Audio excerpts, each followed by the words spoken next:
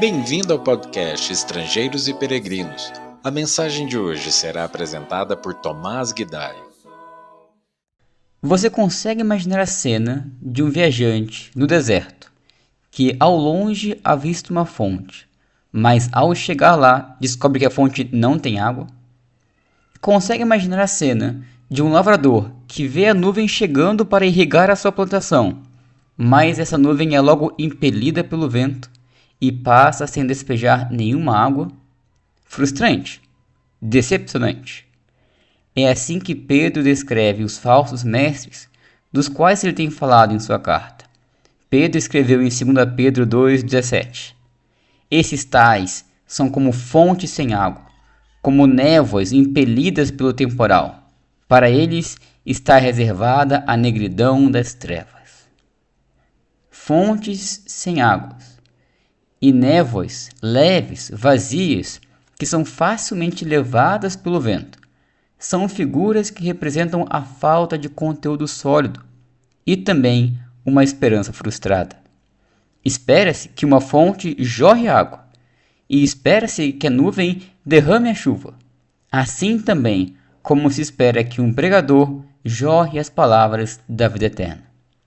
Todavia, assim como é frustrante encontrar uma fonte sem água e ver a nuvem passar sem trazer refresco e sem irrigar a terra, os falsos mestres também decepcionam por não oferecerem a sólida verdade.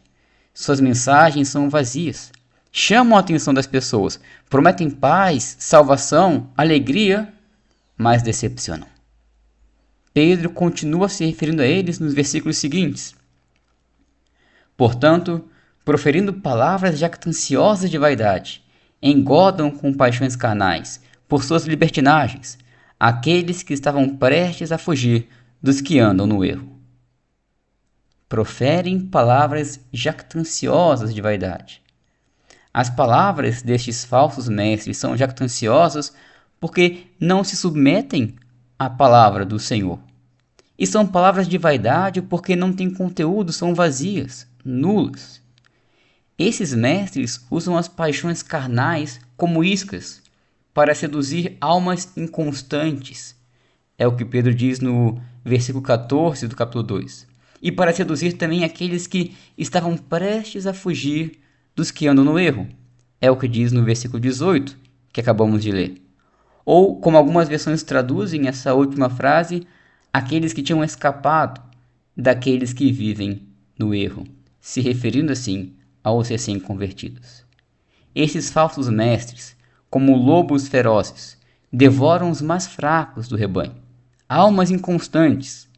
São pessoas que ainda não se firmaram na verdade, que ainda ficam entre lá e cá, entre satisfazer o Senhor e satisfazer as suas paixões, que não entenderam a ideia de se entregar totalmente a Cristo. São presas fáceis para os falsos mestres. Recém-convertidos, pessoas que há pouco conseguiram se desfazer do domínio das paixões dos homens e que ainda estão se firmando na verdade. Também presas mais fáceis para os falsos mestres, especialmente para aqueles que pregam a libertinagem, uma mensagem agradável à carne.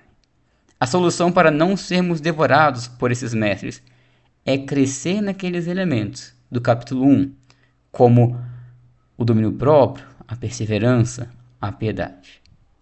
E por fim, Pedro diz, prometendo-lhes liberdade, quando eles mesmos são escravos da corrupção, pois aquele que é vencido fica escravo do vencedor.